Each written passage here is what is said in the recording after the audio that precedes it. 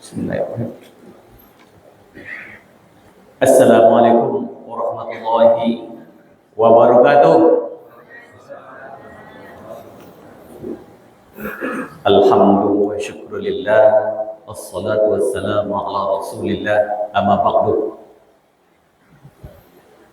Yang kita hormati Bapak Ibu pengurus masjid, yang kita hormati alim ulama dari Pandai, yang kita hormati ibu-ibu kami, yang semoga kita hadir pada hari ini dimuliakan oleh Allah. Amin. Kembali kita bersyukur pada Allah, pada hari ini kita dikasih hidayah oleh Allah, kita bisa hadir melaksanakan sholat subuh berjamaah, dan kita ikuti hari ini dengan keadaan subuh mubarak. Hadirin yang dimuliakan oleh Allah, akhir-akhir ini pemerintah melalui media TV dan juga lembaga pendidikan sangat perhatian dengan bullying. Ya, kita bullying itu Bu, membuli.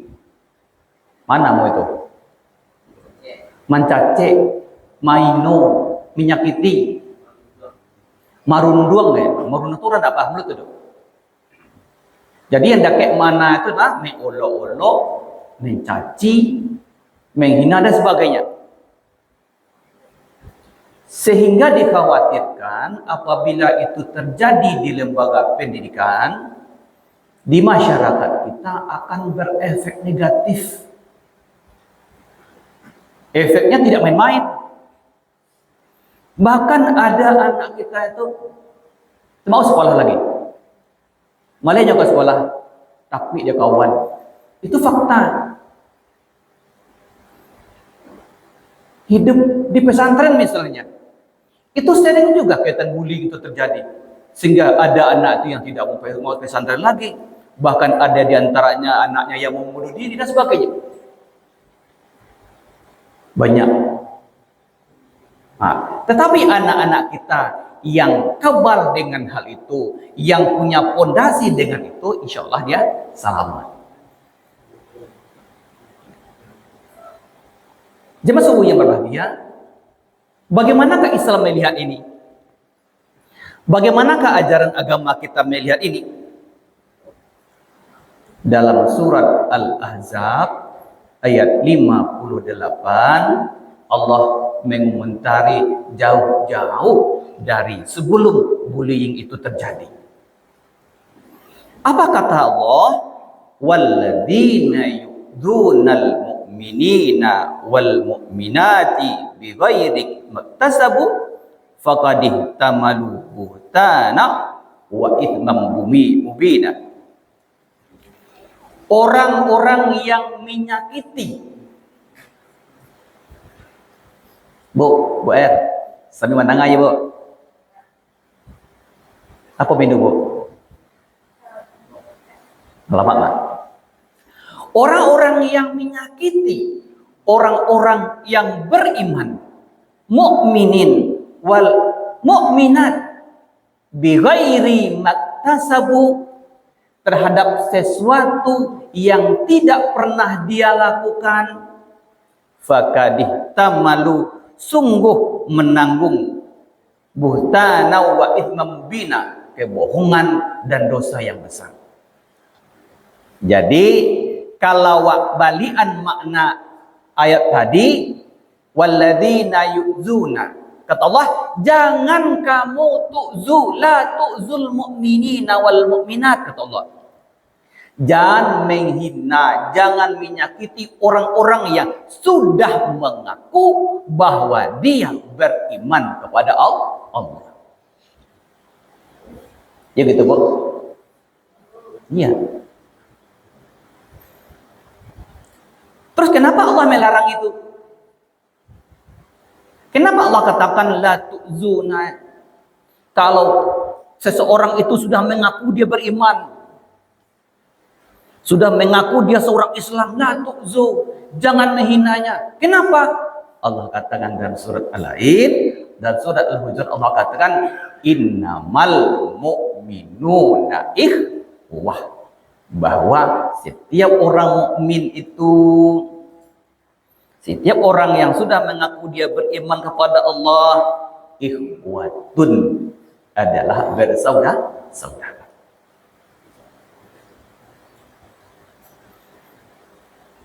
Dalam fenomena masyarakat kita, Bapak Ibu semuanya, walaupun orang hidup bersaudara, tapi sering juga orang bertengkar, sering orang juga cekcok, bermusuhan dengan saudara. Banyak apa? Tidak Mas? Inyo mengaku bersaudara, saya semande, kadang mau cakap aja Mas.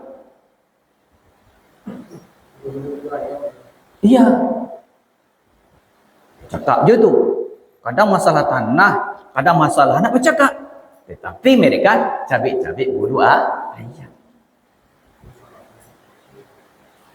Karena kita orang yang dikatakan oleh Allah yang sudah mengaku beriman, kata Allah, kalian adalah bersaudara. Jangan saling menyakiti. Maka peliharalah persaudaraan itu. Apa saja yang dilarang oleh Allah? Di antaranya yang dilarang oleh Allah itu dalam surah Al-Hujurat itu juga, kalau sudah mengaku bersaudara, la yaskhar, jangan saling mengolok-olok.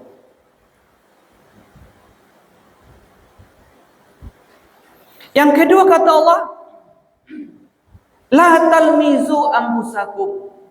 Senada dengan ayat yang kita bacakan di awal tadi, jangan menyakiti diri sendiri. Kenapa? Di sana dikatakan menyakiti di sini bahwa saudara itu bahkan diri sendiri, maka jangan sakiti diri sendiri. La talmizu bil alqab, kata Allah. Jangan imbau saudara Allah itu yanglah mengaku beriman tadi dengan gelar yang buruk. Tetapi Bapak Ibu, dalam masyarakat kita kadang memanggil dengan gelar itu sudah kebiasaan. Ada Mas? Kuliah kurang tarang dipun kaliang. Nyokuran tinggi dipun pendek. Sering itu sudah menjadi budaya. Bahkan, ini anehnya nih. Bahkan kadang di rumah tangga itu setiap anaknya dikasih gelar. Ambo punya kenalan yang anaknya Pak, ibu-ibu, sadu dikasih gala. Adalah galanya lah. Itu bacaan. Ada gitu. Untung gelarnya gelar yang baik. Untung. Tapi gelar sesuai dengan kondisi fisiknya. Fakta itu. Itu bagian dari pembulian di rumah tangga.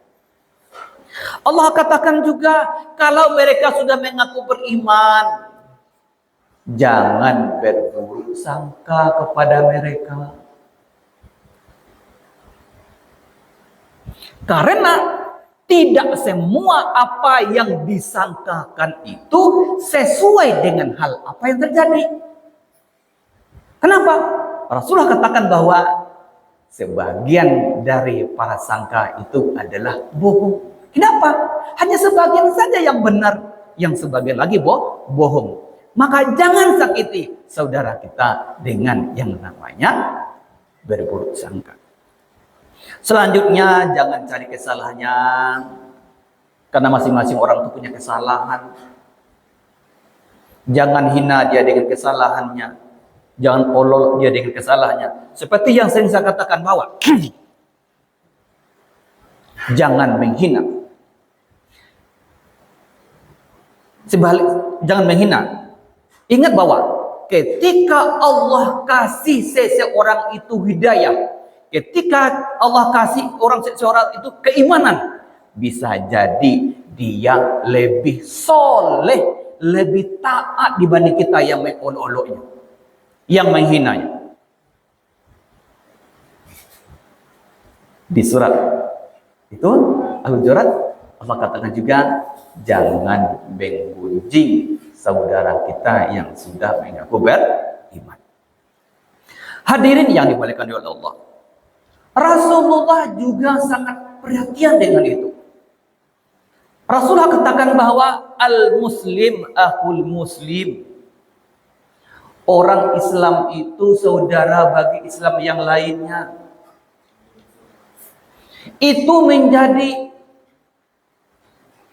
aplikasi atau realita bagi kita, Bapak Ibu. Contoh, perang di Palestina. Begitu masyarakat dunia Muslim, di Muslim khususnya, melihat, menyaksikan kezaliman yang ada di sana, apa kita lakukan? Kita saling membantu. Kita ulukan harta kita berikan harta kita untuk orang kawan kita di Palestina. Bukti bahwa kita yang sudah mengaku Muslim dan beriman peduli dengan saudara kita yang Muslim. Oleh karena itu kata Rasulullah, la tuzlim wa la tuslim. Jangan zalimi saudaramu, jangan sakiti saudaramu. Begitu.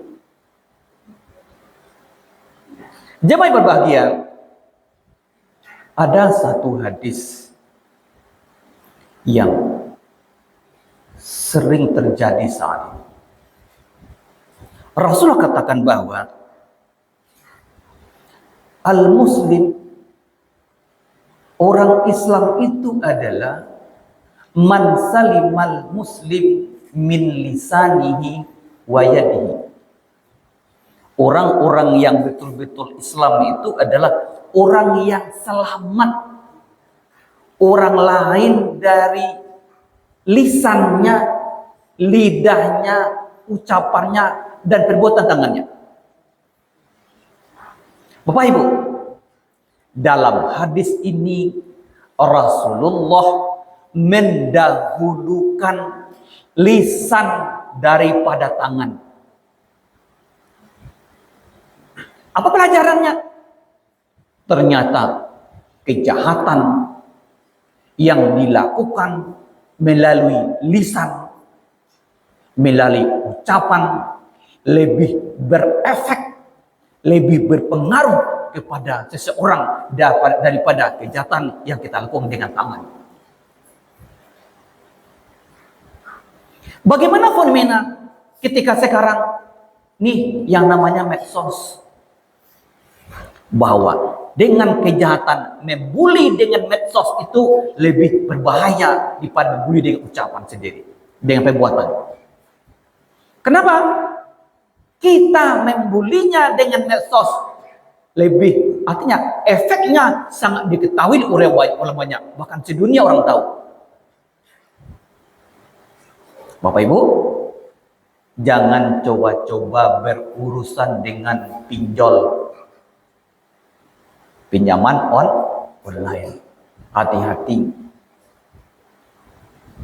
Ketika kita bertransaksi dengan aplikasi pinjol itu, semua data yang ada di HP kita itu dimintanya semuanya. Nomor-nomor kontak yang ada di HP kita itu diambil semuanya. Ketika terjadi kemacetan pembayaran,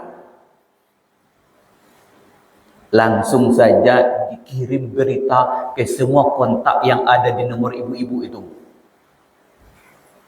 Orang ini dengan nomor kontak sekian adalah bajingan, lari dari pinjaman online. Sudah dihubungi, kontak kami diblokir. Jangan percaya dengan orang ini. 1000 kontak yang ada di HP kita dikirim semua itu. Hati-hati. Itulah kejahatan dari medsos itu, efek yang merupakan bagian dari kejahatan lisan itu. Ketika kita mengolok-olok teman kita, menyakiti teman kita dengan HP kita, dengan medsos kita, semua orang akan tahu. Artinya apa? Rasulullah mendahulukan lisan tadi karena efek lisan lebih berbahaya daripada tangan. Maka kita sebagai seorang muslim, Bapak Ibu semuanya, termasuk kita semua, mari kita jaga hak-hak orang lain yang merupakan saudara kita itu dengan tidak menyakitinya secara lisan dan juga perbuatan. Bapak Ibu, terakhir. Lah sudah berdiri. Alalai, ela mau lemak. Amalam apa sekali. Bapak Ibu, kenapa itu terjadi? Kenapa orang membuli? Kenapa orang menyakiti orang lain? Karena merasa lebih baik, lebih mulia daripada orang lain. Bu, pernah enggak merasa lebih mulia daripada orang lain? Kadang-kadang pernah ya. Oh, sandu tuh. Gitu kan? Pernah kan? Tetapi Allah sungguh mewanti-wanti. Allah melarang itu. Allah katakan, la tuzakku anfusakum, kata Allah. Apa artinya? Jangan sok barasih. Jangan sok suci. Jangan sok taat, kata Allah.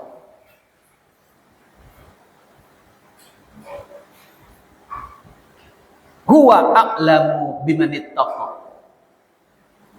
Allah lebih tahu siapa yang paling bertakwa di antara kalian.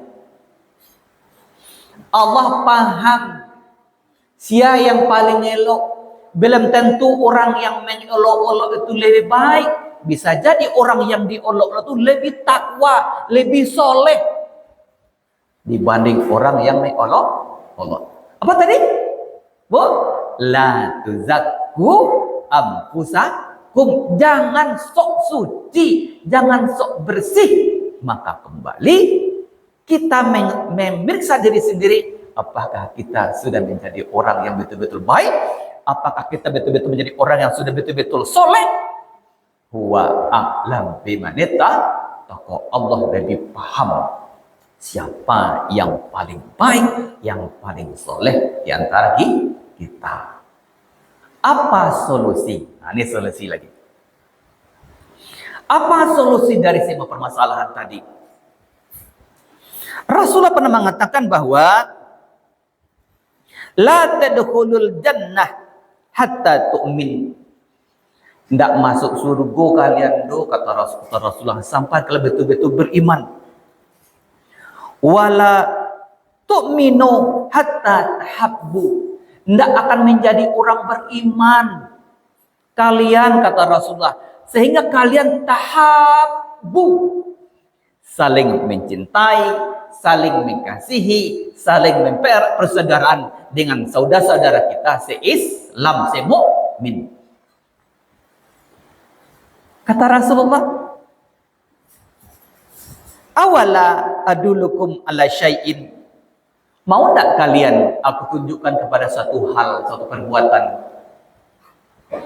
Iza fa'altumuhu, kalau kalian laksanakan perbuatan ini, kalau kalian kerjakan perbuatan ini, tahabbtum, kalian akan saling berkasih sayang, saling mencintai, saling akrab dengan teman-teman saudara muslim. Apa itu Bapak Ibu? Afsyus salam bainakum. Ucapkan, sebarkan salam kepada teman-teman kita sesama muslim. Assalamualaikum Bu. Assalamualaikum Pak. Kalau kita ucapkan ini dalam seharian kita akan saling berkasih sayang, saling akrab, saling erat persaudaraan kita dengan sesama muslim. Di dalam sholat berjamaah, Bapak Ibu ya, dalam sholat berjamaah, di samping kita berhubungan dengan Allah, kita berhubungan dengan manusia. Sesudah kita berdoa kepada Allah dalam setiap gerakan kita, dalam setiap gerakan sholat kita, rukun sholat kita juga berhablu minan nas. Apa itu? Assalamualaikum warahmatullahi wabarakatuh. Apa? Kita harus afsyus salamu bainakum, antara sesama muslim lainnya. Jadi mari kita saling mempererat persaudaraan, saling menjaga persaudaraan, bahwa kita sesama muslim adalah bersaudara. Itu saja. Assalamualaikum warahmatullahi wabarakatuh.